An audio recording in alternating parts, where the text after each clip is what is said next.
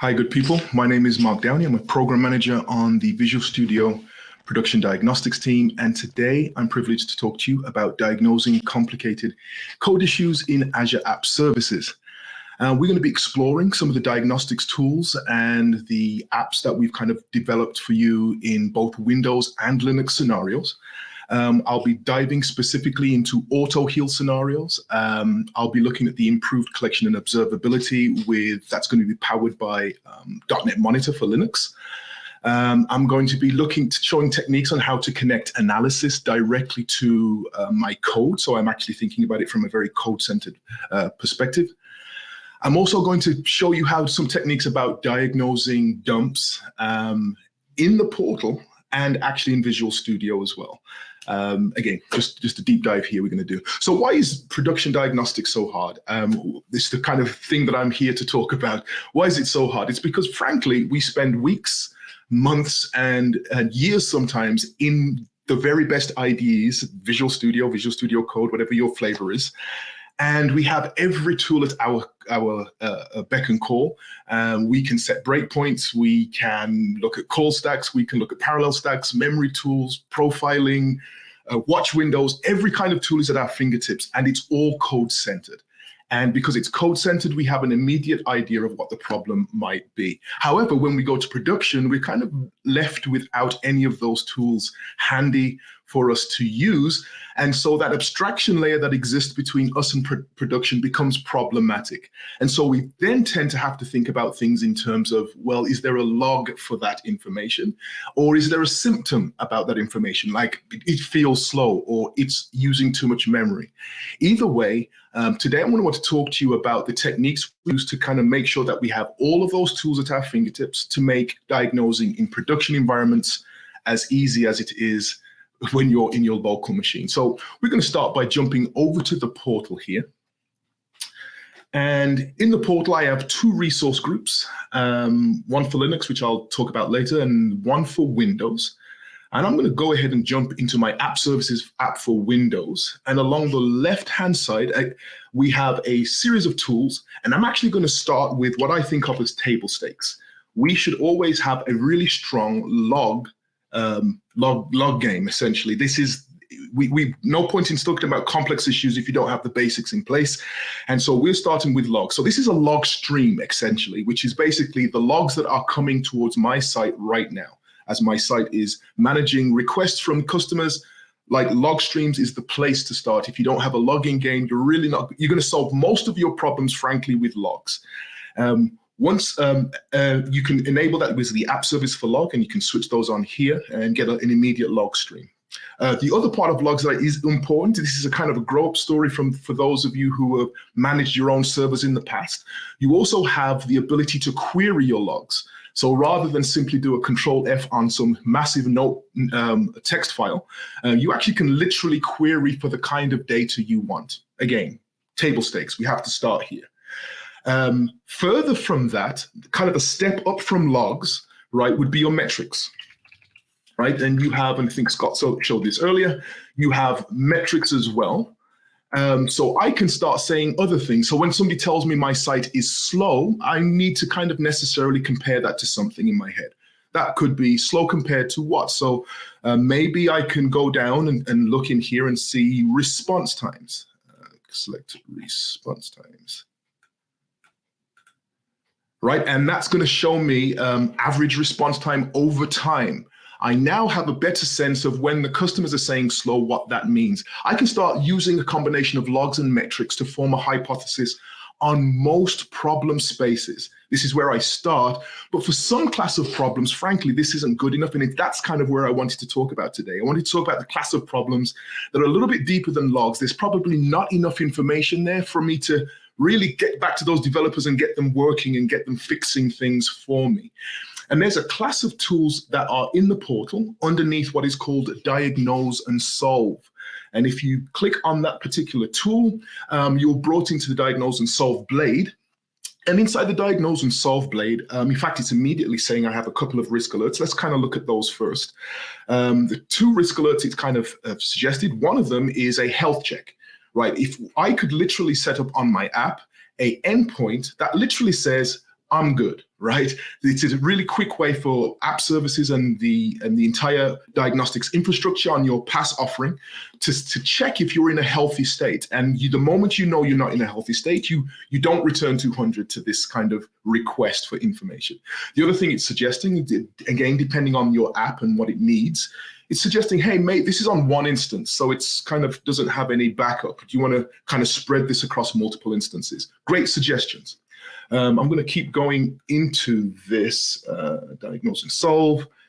Here we go. Okay, but there's a bunch of other tools I kind of want to show. Specifically, there's a availability and performance tool, which is great for web app down, web app slow scenarios. You have a configuration management tool to check if you can misconfigure your app, security configuration as well. And the one I want to focus on today is the Autoheal scenario. Auto-healing is a fascinating idea that allows me to think about what kind of action I can take if my app isn't performing correctly. So there's actually two types of auto-heals here. There's a proactive auto-heal, meaning this is something that the platform, the App Services Diagnose and Solve team is providing for you. And in this instance, what it's basically saying is, in some known bad scenario, we're going to take some mitigating action for you on your behalf automatically. And again, this is an opt-in, so you decide whether you need it or want it. So for example, the symptom might be if my app is using 90% or more of its memory for a long period of time, why don't you go ahead and let me know and go ahead and restart my app? Or I could say, if 80% of my requests here are taking too long, then the platform will say, you're in a known bad state, so let me go ahead and restart for you. So that's proactive auto-healing. This is kind of free for you.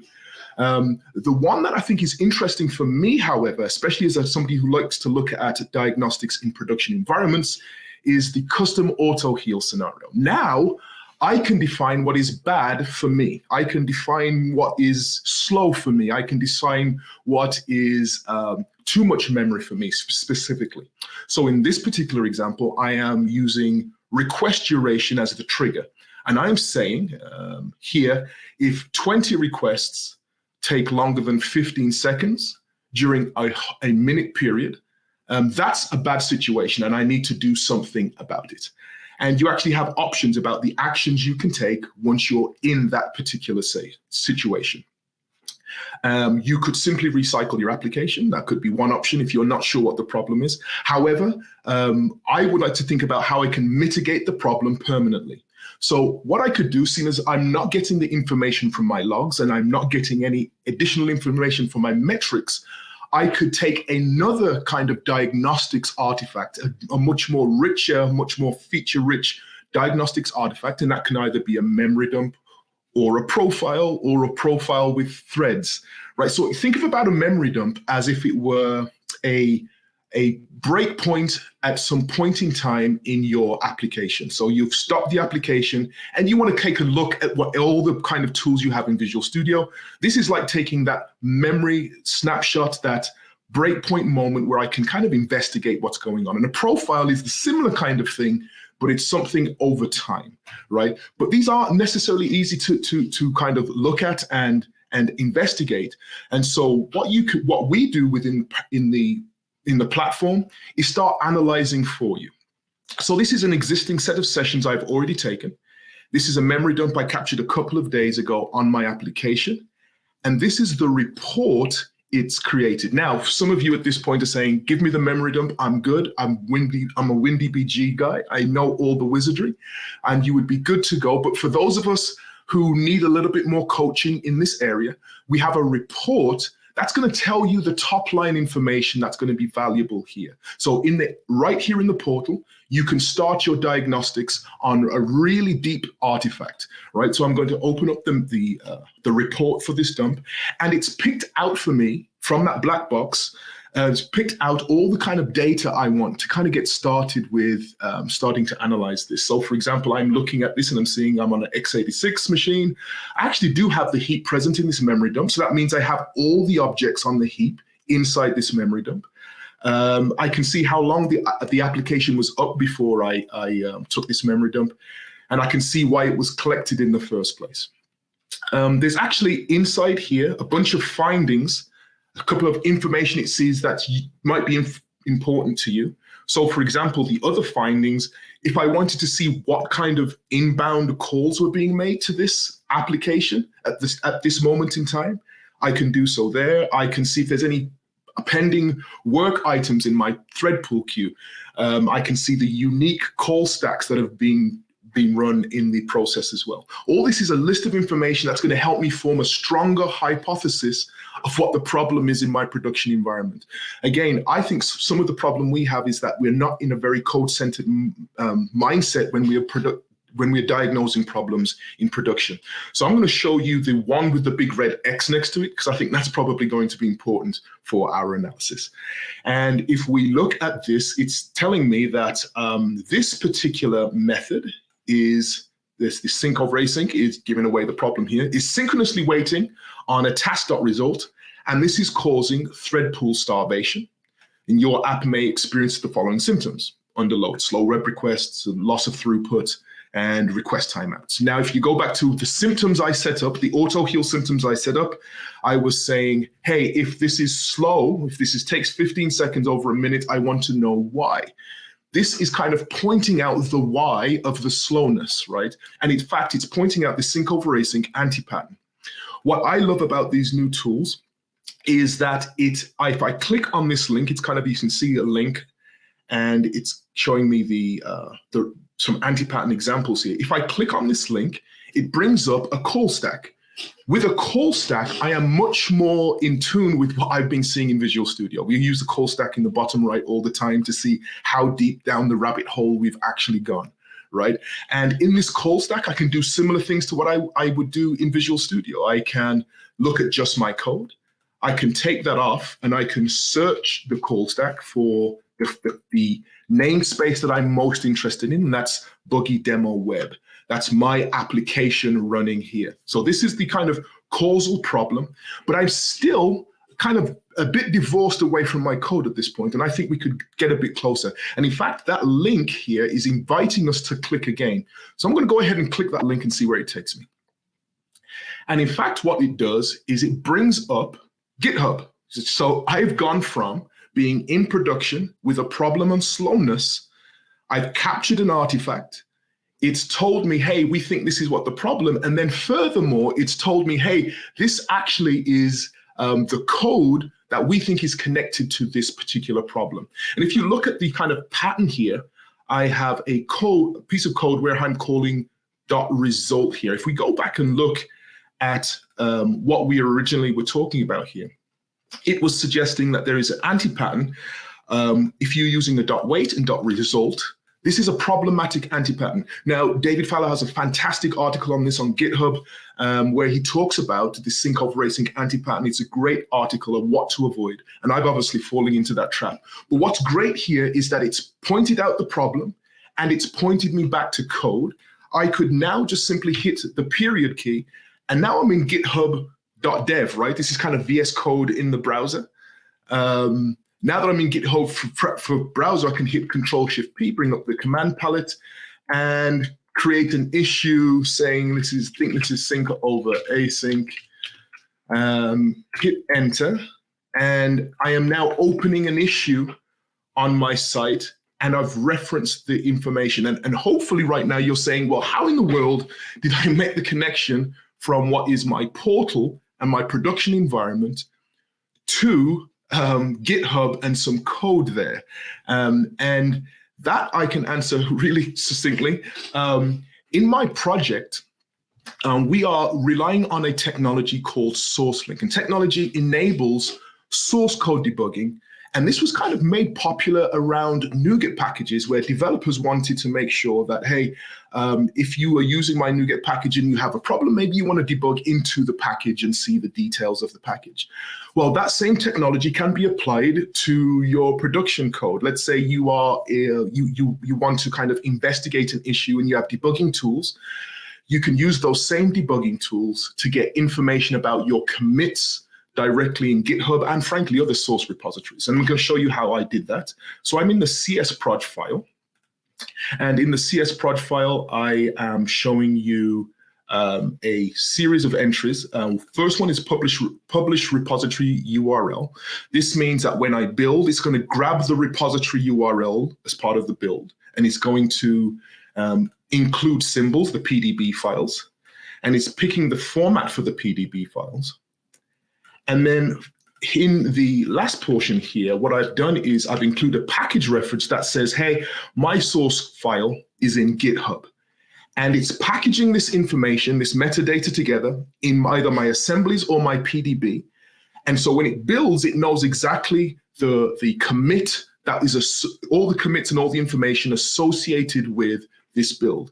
So when if I go back over to GitHub here, you can see I'm not only just looking at a specific class file, I'm looking at a specific commit of a class file. So I actually can track down literally the developer who created the problem all the way from my production analysis. We're not only doing this with this report, we're developing multiple other analyzers as well. So I have an analyzer here that is around exceptions on the heap. What our customers were telling us is that they want to know at any given moment which exceptions are what the list of exceptions that they may have at any given moment, and could we capture just a list of exceptions? And we actually can do that. So this diagnostics report again has got the list of exceptions that are on the heap, because I've got some kind of problem I'm trying to track down. Maybe my customers are seeing a bunch of HTTP 500 errors, and they think there's an exception and they want to get more details on the list, the kinds of exceptions that are being generated. And I can click on this exception type. This is actually a system object disposed exception. And I'm going to click on that type there. Let's go ahead and click that again.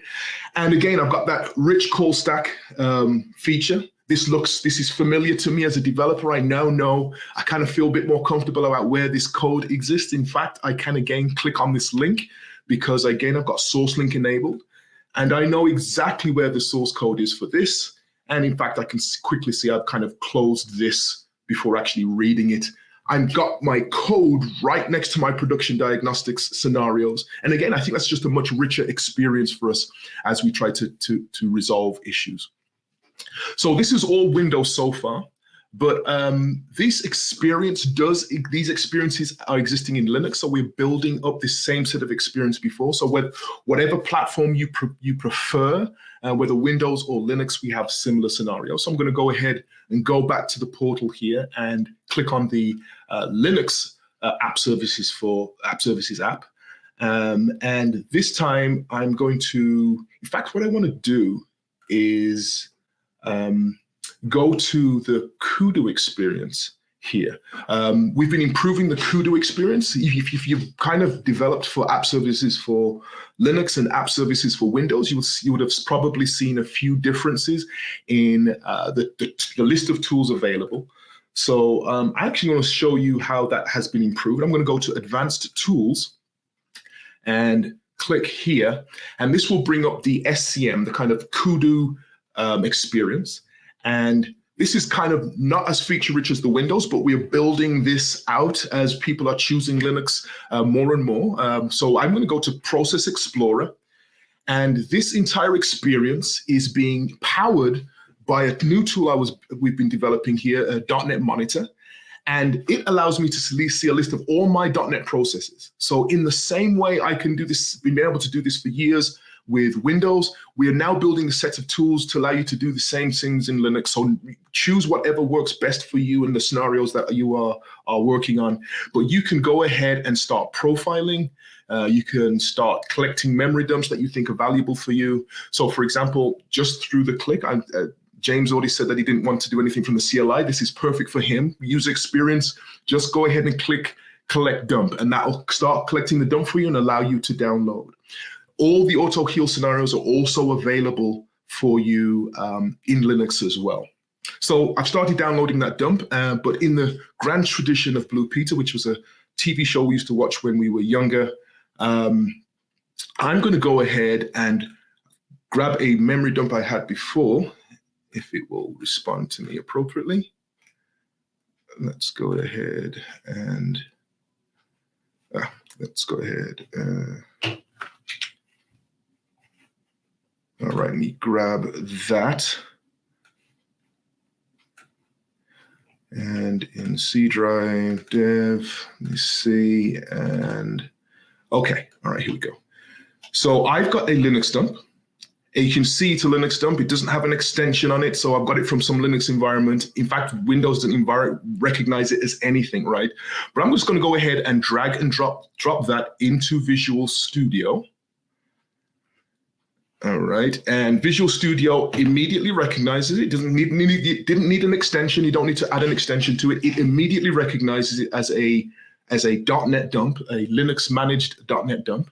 And you can see I've got similar information to what I was showing off in the portal. I've got the name of the dump, the last write. I've got a heap present, meaning I can look at objects on the heap, the managed heap. This is the CLR version that this is from. Just in case you don't trust me, this .so is the shared object. That's Linux for those folks who are informed on this topic. But those are shared objects. This is genuinely a Linux dump, right? These are module paths to that. So what can I do now that I have this memory dump? Remember I said that this is basically like you being at a breakpoint while you're debugging an app. So you've just basically gone to your production and get me that breakpoint and let me look at what's going on. So what could I do here? I can start debugging the managed memory. I think I already said it has a heap. So I should be able to look at the objects on the heap. So I get to see all the objects here. I got a list of buggy demo data records. I can look at this from a generational view. We've been making some changes to the memory tool here. So I can literally say, okay, I want to see generation 2. Actually, I want to see large object heap and pinned objects. I can kind of just look at this. Again, this is kind of features available to you in Visual Studio that you've probably taken advantage of. But now I'm looking at this directly from a Linux environment. What else can I do here? So not only can I look at the heap, I can start as if I was debugging. So I said this is kind of like you're at a breakpoint. So let's look at what that breakpoint would look like. So if I look at my list of threads, these are all the threads that are running code. Some code, or some of this may be my code in each of these threads. I'm currently on the main thread 73, and you'll probably recognize this as the program file, program CS for an ASP.NET Core application. But what I want to do is kind of take a quick look at the parallel stacks window. And the parallel stacks window gives me an overview of all the threads and what they are running, right? So each thread has running code on it, and that's my call stack. So each of these nodes represent a call stack to me. But I know that this is actually a task-based application. So I'm going to go ahead and switch this view to tasks. And now I'm seeing that actually I have another problem with this particular dump. In fact, if I hover in this area, it's telling me that this is a deadlock. I know that's kind of small, but this is actually a deadlock. All these kind of red icons on the left represent a deadlock. I can double click on any of these frames and it takes me directly to code, right? So I grabbed a dump from Linux, I pulled it onto a Windows machine. I then started looking at the code that each of the threads are and each of those tasks have and where they're positioned. Now I kind of can use the call stack window, I can use the command window, immediate window. I can use all these tools that I've grown accustomed to really, really quickly.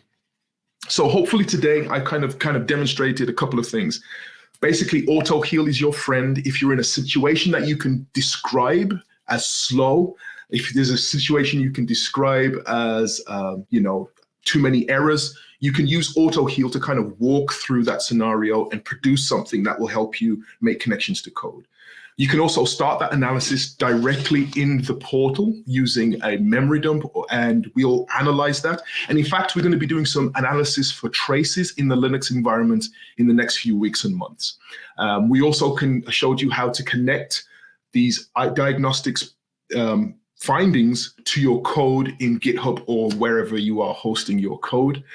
And also I've shown you the improved collection and observability powered by dotnet-monitor. And as I said, we plan to do more updates for trace analysis in the near future.